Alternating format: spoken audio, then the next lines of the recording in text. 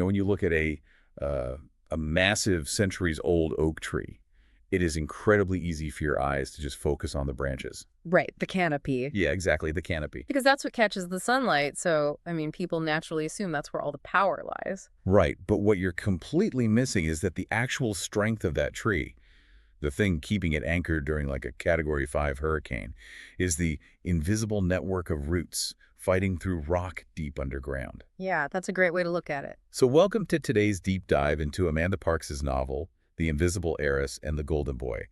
We've gathered excerpts and audio analyses to answer one question for you today. How do you use that invisible underground strength to systematically dismantle superficial power?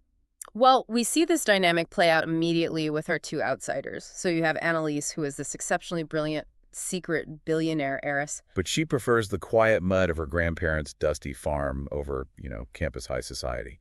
Exactly. And then you have Christiane, the student body president, who literally fought his way out of poverty to the top of the academic ranks. Looking at Annalise, I mean, she is like deep value stock, right? Wow. She's ignored by the broader market because her fundamentals aren't flashy. Yeah, but she possesses massive intrinsic worth. I'd say she's definitely lucky. Christiane was willing to look past her plain exterior and put in the effort to discover that value.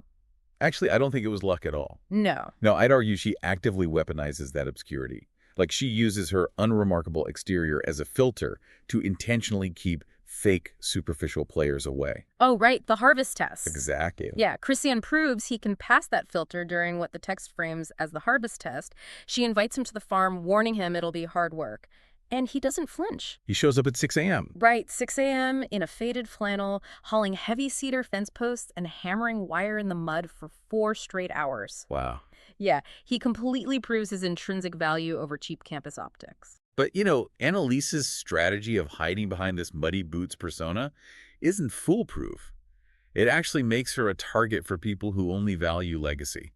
Which brings us to Vanessa. Yeah, Vanessa. So Vanessa decides to destroy Annalise by stealing the answer key to their advanced Ag Econ final. Which is a class, by the way, that's crucial to managing massive land holdings. Right. So she plants the stolen key inside Annalise's late father's vintage satchel. But Annalise has a really disciplined habit of checking that bag. So she finds the key, intercepts it, and secretly swaps it out for a formal academic complaint that Vanessa herself had previously drafted. It's so brilliant. Right.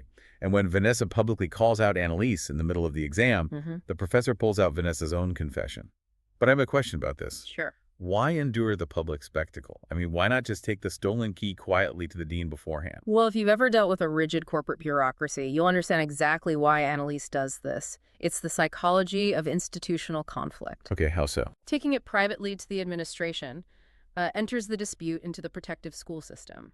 They might just sweep it under the rug to protect a legacy student like Vanessa. Oh, I see. Yeah, letting Vanessa spring the trap publicly in front of the entire class removes all plausible deniability. Annalise bypasses the institution altogether to neutralize the threat permanently. That makes a lot of sense. But dismantling minor threats like Vanessa tends to attract the attention of much larger players. Oh yeah, apex predators. You're right. Enter Julian, a legacy chemical heir, who escalates this to outright corporate and legal warfare to steal Annalise's farm.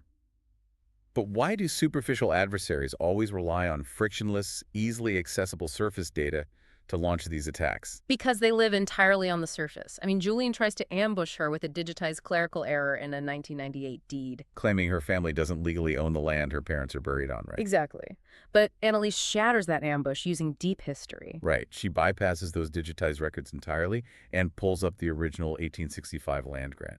Which has a cemetery protection clause. Yes. It legally designates the entire farm as an immune historical sanctuary. And it doesn't stop there. Julian tries to use his money loudly, hiring a high-powered lawyer to deliver his threat. Yeah. But Annalise uses her inheritance invisibly.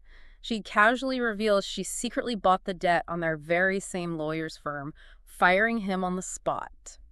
Wait, how does simply buying the firm's debt give a client the power to fire a specific lawyer? Well, by holding their debt, Annalise effectively becomes the bank that could bankrupt the firm tomorrow. Oh, wow. Yeah, that gives her total operational leverage over their partnership decisions. If they don't drop Julian and fire his lawyer, she calls in the loan. It's wild. It just shows that true power is painstakingly grown, not bought overnight.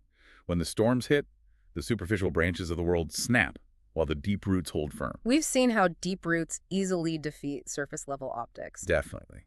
But consider this for a moment. What happens if two adversaries with equally deep roots and, limitless capital go to war? That is a scary thought. Right. Is patience always enough to win? Or does victory ultimately belong to whoever dug the deepest trenches? Keep tending your roots, because you never know what is growing next door.